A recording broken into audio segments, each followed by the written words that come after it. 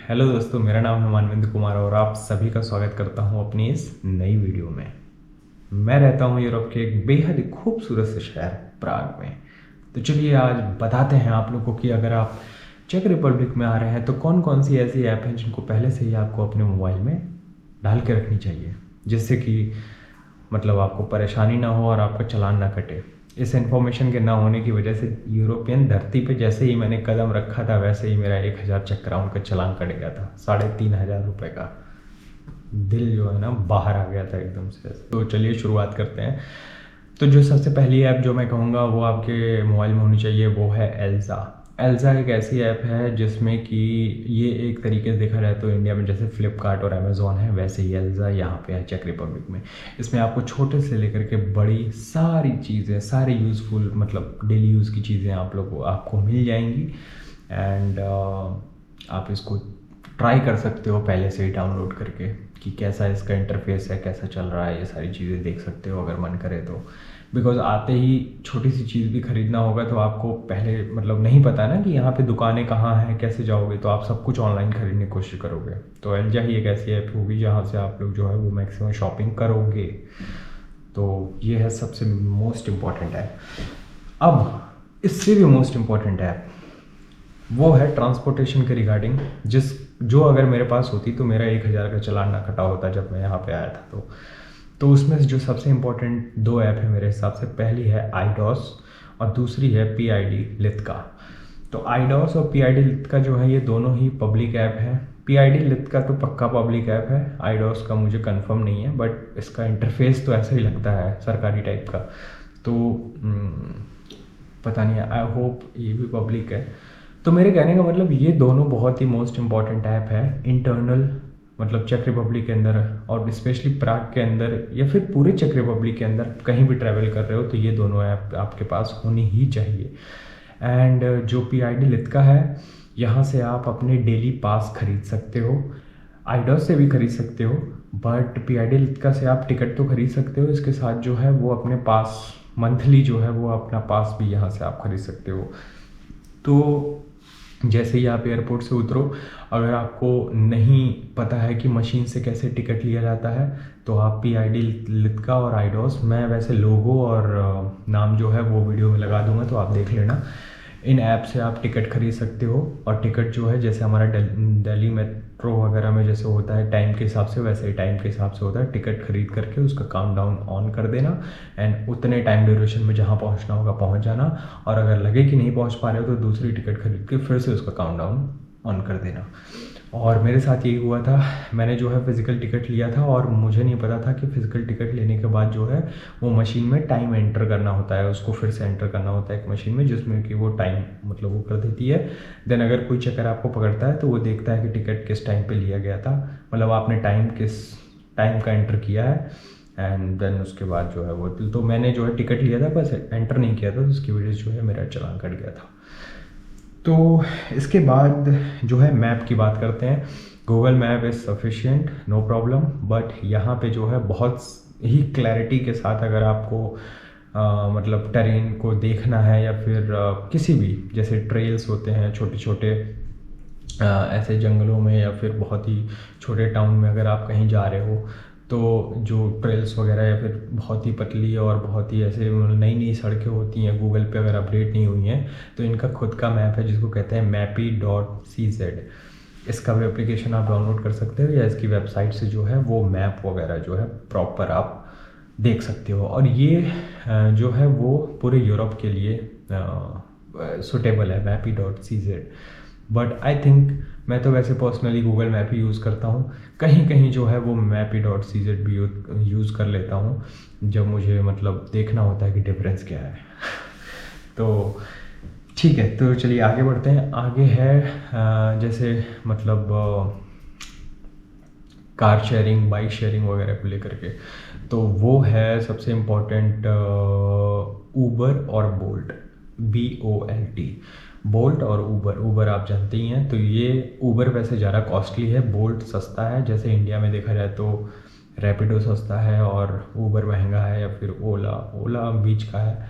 तो इस तरीके से जो है बोल्ट सस्ता है, ऊबर महंगा है। कहीं कहीं ऊबर भी सस्ता है, बोल्ट महंगा है। तो आप इन दोनों ऐप को रख सकते हो। अगर आपको कहीं भी जैसे मतलब शेयर टैक्सी या फिर टैक्सी वगैरह जो है वो आपको मतलब बुक करनी है, तो आप उस चीज़ के लिए इस ऐप का यूज़ कर सकते हो। देन इसके बाद जो है, देखो ये कल्चर अभी इंडिया में नहीं है, अभी टैक्सी बुकिंग वगैरह ये सब कुछ और बाइक वगैरह बुक करने का कल्चर जो है इंडिया में है। यहाँ पर भी सेम चीज़ है, बाइक वाला नहीं है, नहीं बाइक वाला टैक्सी वाला डिफरेंट है, बताता हूँ। यहाँ पे आप बोल्ट और ऊबर से टैक्सी तो बुक कर सकते हो, लेकिन अगर अगर आपको बाइक चाहिए तो जैसे इंडिया में नया नया आया है ना कि रैपिडो आया हुआ है, या फिर ओला और उबर भी जो है वो बाइक शेयरिंग भी शुरू कर दिए हैं कि आप बाइक बुक कर सकते हो। यहाँ पे आप बाइक बुक नहीं कर सकते हो, यहाँ पे बाइक के स्पॉट्स होते हैं। कंपनी जो होती हैं वो शहर के हर कोने में जो है वो बल्क में अपनी बाइक खड़ी रखती हैं, एंड आप जो है उनकी ऐप से उनकी बाइक को बुक करके बाइक को खुद चला के ले जाना होगा। कोई आएगा नहीं, जैसे टैक्सी वाला बंदा आएगा आपको लेकर के जाएगा, बट इसमें बाइक वाले में बाइक रखी है, आपको खुद बाइक लेकर के जाना है। तो और बाइक के पीछे जो है वो एक छोटा सा केबिन टाइप का होगा, उसके अंदर हेलमेट रखा होगा, आपके पास वैलिड जो है वो ड्राइविंग लाइसेंस होना चाहिए, तो आप लेकर के जा सकते हो। एक चीज़ और एडिशनल इन्फॉर्मेशन कि अगर आपके पास इंडियन ड्राइविंग लाइसेंस है तो आप इलेक्ट्रिक बाइक चला सकते हो, डीजल वाली तो होती नहीं है, पेट्रोल वाली नहीं चला सकते हो, ठीक है।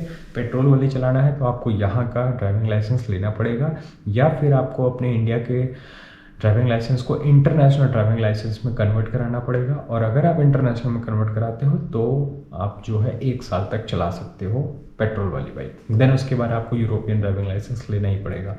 इसके लिए मैं एक सेपरेट वीडियो बना दूंगा ड्राइविंग लाइसेंस के रिगार्डिंग, क्योंकि ये भी बहुत ही इम्पॉर्टेंट चीज़ है। तो बोल्ट और ऊबर जो हो गया टैक्सी शेयरिंग के लिए हो गया। अब इसी तरीके से जैसे मैंने बोला ना कि बाइक के लिए, तो बाइक के लिए जो है वो आपके पास बोल्ट भी है, इसके अलावा LIME लाइम, और इसके अलावा जो है वो रेकोला करके एक स्कोडा की कंपनी है, या स्कोडा भी एक जैसे स्कोडा तो यहीं चेक की कंपनी है, तो स्कोडा की भी बाइक्स होती हैं, बोल्ट की भी होती हैं, रेकोला की भी होती हैं और लाइम की भी होती हैं। इनके स्कूटर्स भी होते हैं, ज़्यादातर वैसे स्कूटर्स ही होते हैं। स्कूटर जैसे होता है ना कि आप खड़े होकर के जस्ट जो आपने देखा होगा स्कूटर टाइप, स्कूटर वो वाला नहीं है, स्कूटर जो प्रॉपर स्कूटर हम जैसे आप सोच रहे हो वो वाला स्कूटर नहीं, जिस पे ऐसे खड़े होकर के चलाते हैं, ठीक है, पिक्चर लगा दूंगा देख लेना। तो स्कूटर शेयरिंग के लिए लाइम, बोल्ट और क्या रेकोला और इसको और स्कोडा जो है ये आप ऐप डाउनलोड कर सकते हो।